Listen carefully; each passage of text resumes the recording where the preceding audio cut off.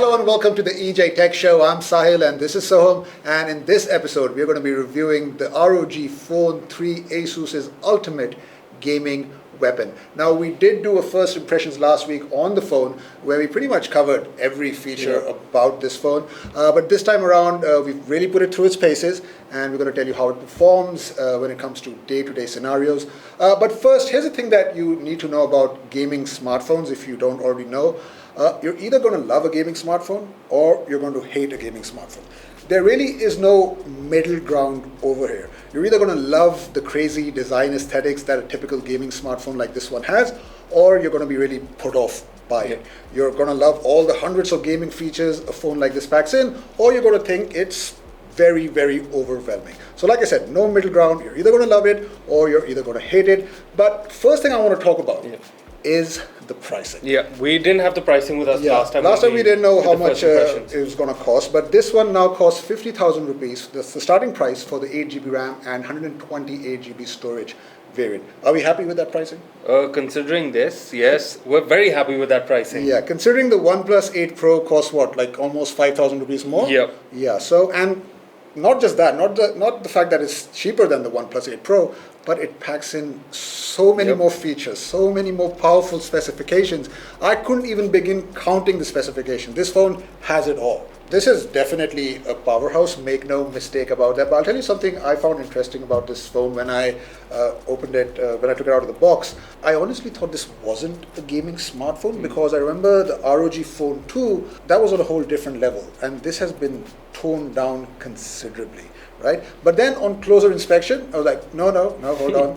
This is still very much a gaming smartphone, right? So you still got those circuit-like lines running on the back. You've got the backlit RGB logo that changes colors. And also you have that large heatsink. You can actually see it from this transparent triangle window as well. So yeah, it has its gamer aesthetics. Yeah. Right now, because it's a gaming smartphone, I think you do need those aesthetics to, at least in an industry where everything looks the same. One thing you can't accuse this phone of is looking boring, right? So that's a very good thing. To that point, I think Asus is trying to make this more marketable than before. I think that's the main thing, because they do want to ship this to as many people as they can, because at the end of the day, they're a company and that's what their motive is, to sell as many units of this phone as possible. But other than that, I think it's a very beautiful looking phone. You got a glass back over here. You got a Gorilla Glass 3 protection as well. The camera bump is now much bigger. It's a triple camera setup.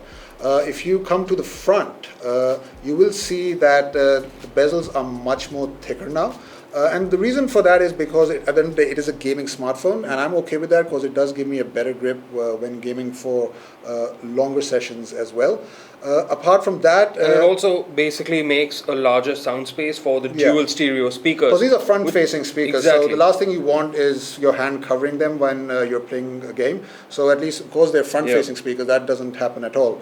Also Gorilla Glass 6 on the front over here as well.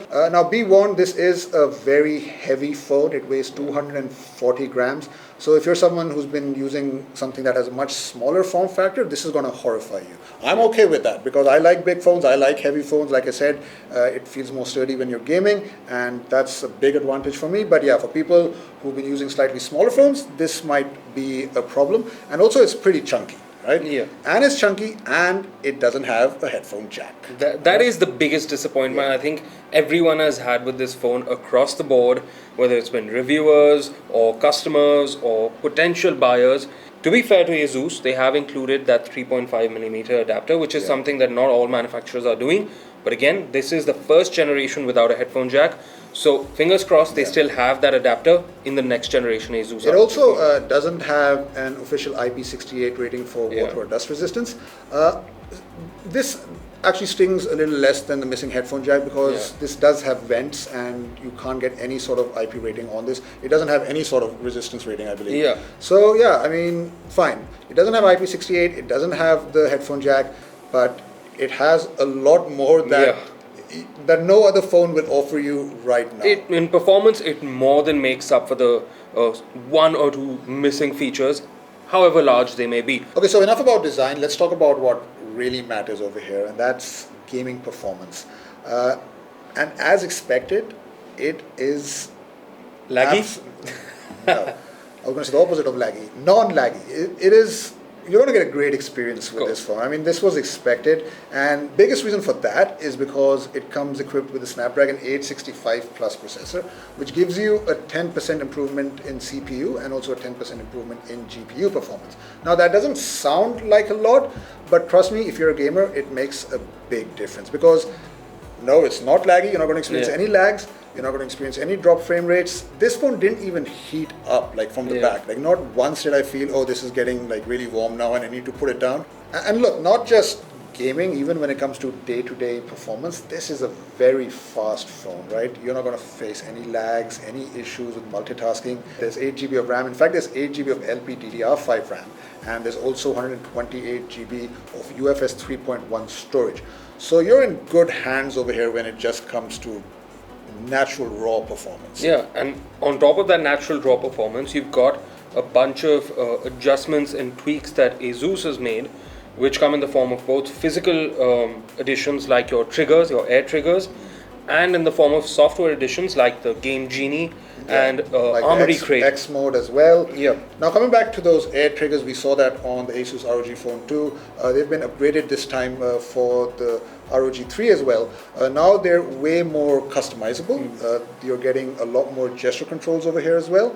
And if you like, you can basically set one trigger and give it two functions. So essentially, you're getting 4 controllers on one phone. So if you're a gamer, that's going to give you some serious competitive edge. Also look, Asus knows that AAA games are supposed to be played in landscape mode, and that's why you have a lot of gaming features that basically allows you to do that. So you've got 2 USB-C ports over here, one at the bottom and one on the left side as well. So what that basically does is if you're gaming while charging, it won't get on your way if you at least stick it on the left side. So it's basically giving you an uninterrupted gaming session, a long gaming session. So you don't have to worry about, oh, the wires coming between my hands, it's so awkward. So I really love this feature. And with a good thermal management, you don't have to worry particularly much about having your phone heat up while you're playing and charging it at the same time. Yeah. Now we also briefly touched upon the front-facing stereo speakers, right? So this time around, it's getting a 7-magnet design, and each speaker has its own individual amplifier. So when you're gaming and like when you're playing games like PUBG or Call of Duty, this will amplify the sound of, let's say, footsteps. And to a gamer, it's not just visuals that are important. Sound is as, or if not more important, when it comes to professional gaming. Now this is a phone of many firsts. This is the first phone in India to get a Snapdragon 865 Plus chip. It also gets a 144 Hz high refresh rate. This is a 6.59-inch AMOLED display, but now with a massive high refresh rate. Even if it didn't have the Snapdragon 865 Plus chipset powering that operating system, I'm sure just the 144 Hz would have more than made up for the fact that it just makes everything so smooth. Yeah, and you talked about gaming. It definitely makes a big difference there as well. We played Mortal Kombat on this for many hours. And yeah, you can tell that the animation playback is so much smoother. There's no stuttering, there's no lags. It just looks very fluid all the way through. Now that being said, there are not a whole lot of games that support 144 Hz or even 120 Hz. But that's something that needs to be done from the developer side and not from the phone maker side. And to be fair, that is happening quite a bit now. There are way more games than when we had started off, but but your popular games like Call of Duty Mobile or PUBG, those famous shooter games, they don't have it. Now, apart from all the gaming-centric features that this display offers, it is also a regular display. So you get things like HDR10+, you get OLED display over here, so everything is very punchy, vibrant. This is a powerful display, but then you also need an equally powerful battery to match it with. And yeah, this has got it. This has got a 6000 mAh battery, the same capacity we got on the Asus ROG Phone 2, so it's good to see it reintroduced over here as well. And going by gaming numbers, I've been gaming a lot on this phone. When I played Call of Duty with 60 Hz refresh rate with the brightness level to the max, I got 8.5 hours of gameplay time. Right? That is a lot. So that's with the 60 Hz refresh rate. I even checked it out with the 144 Hz game with Mortal Kombat that supports that high refresh rate. And with that, it was about just crossing 5 hours, crossing, and that's not bad. So 140 Hz does take a hit, but then again, with this large battery, you do get a good chunk of gaming. And more importantly, Asus has, although they've put the same 6000 milliamp hour unit in this one as the Phone 2, they have made some battery enhancements. They've tweaked the software around a little bit, so to make sure that your battery lasts longer while you're using it, and just in general, it charges at different speeds to make sure that the battery health is maintained at the optimum level. And that's really something you don't get to see from non-gaming smartphones even. Now there's also a fast charger in the box, a 30-watt fast charger. In my testing, I got 0 to 40% in about 20 minutes. So that's really not good. bad at all. From completely dead to 100%, it takes about 107 minutes to top up. Now the reason for that is because after you hit that fast charging peak, Asus just slows it down completely. So there's no heating issues or whatsoever. So yeah, 107 minutes sounds like a lot, but then this is a massive battery, 6000 mAh battery. So if you take that into consideration, even that isn't bad when it comes to topping up. But fast charging, in my testing, 40% in 20 minutes, and that's really, really good. That's impressive. So now we've pretty much covered all the spec monsterish aspects of this phone, but there's one thing that is possibly important even to gamers, and that's the camera. How's your experience with it? Yeah, so see, gaming smartphones are not known for their camera capabilities, but the one on the Asus ROG Phone 3, you're getting a triple camera setup with a 64 megapixel primary sensor, by the way, and it does a pretty decent job. In good lighting conditions, you're not going to be disappointed with it. There is a little bit of noise. If you really zoom in, it does creep in, but takes very good dynamic range pictures in my opinion. It really does depend on the lighting condition. Now if you take a picture in low light, it starts to lose its camera abilities. There is a night mode on this, but you know, when you compare it to the new Vivo X50 series, or if you compare it to the OnePlus 8 Pro, it doesn't really match up. So that's obviously a disappointment there. It is disappointment, as you said, but I think it's expected and forgivable disappointment. Well, yeah, it's disappointment when it comes to low light photography, but if that's not a priority for you, if you just want to take quick pictures on the go, then this will do the job absolutely fine. You won't be like, oh my god, I can't use this camera ever. This is fine. This does the job just fine for me. Apart from that, let's just quickly talk about the software now. So this, well, I mean, it's got a gaming skin on it, so it basically obviously runs on Android 10 and ROG UI, but there's two themes you can choose from. Actually, there's three themes you can choose from, but one is basically your gamer theme that is heavily customized. So if you don't like that, you're definitely not going to like it on this phone either. And then obviously you do have the more toned down near stock Android as well. I would definitely recommend you to use that because that's way more cleaner, way more intuitive, and just no bloatware whatsoever. So stick with that. But if you do like the whole gaming vibe, the gaming aesthetics, then yeah, you've got that option as well. And because this is an Android 10 smartphone, you've got everything that Google has to offer you.